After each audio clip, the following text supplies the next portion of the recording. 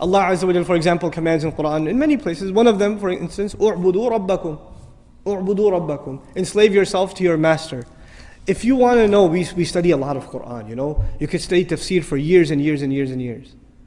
And somebody, my teacher asked me actually, one time I was studying with him, and I'd been not years, I was studying Quran with him for like 6 months, and he asked me, give me the summary of the Quran, one sentence.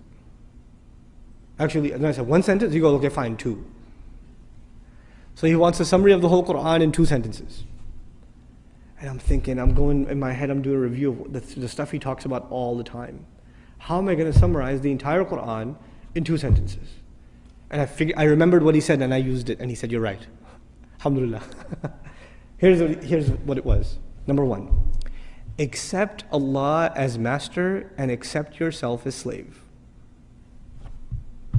A lot of people accept Allah as master, but they still don't accept themselves as slave. Just accept it.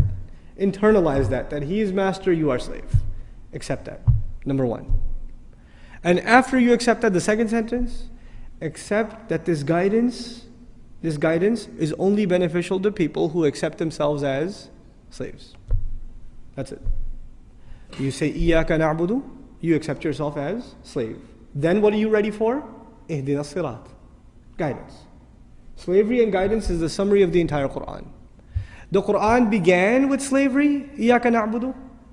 It begins with slavery, and at the end, again, he calls himself master, which alludes to us as what? If he's the master of the people are his slaves. Ends with slavery. So this is the heart of the matter. A lot of people have no hard time accepting Allah as the creator. That's okay. That's not the hard part. Or accepting Allah as merciful, or as wise, or as powerful, or as one. All of that stuff's easy. Because if you accept Allah as one, there may not be any implications on you. Allah is one, that's nice, I'm still going to do what I'm going to do. Allah is really merciful, great. I still have my life. But if you say Allah is master, then what does that make me? That makes me slave. And to put it in very simple terms, the difference between a free person and a slave person is very simple. It's not a complicated subject. The difference between a free person and a slave person is a free person does whatever he or she wants. What does a slave do? A slave cannot do what he or she wants. If a slave did what he or she wanted, then they would be considered free.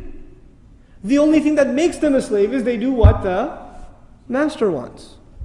If you accept that your will comes under the will of Allah, your will has to be submitted like a slave before the will of the master. Then you've understood what this book is, what this message is. That's the summary of this message. It sounds very simple. It takes 5 minutes to explain, but internalizing that is a lifelong struggle.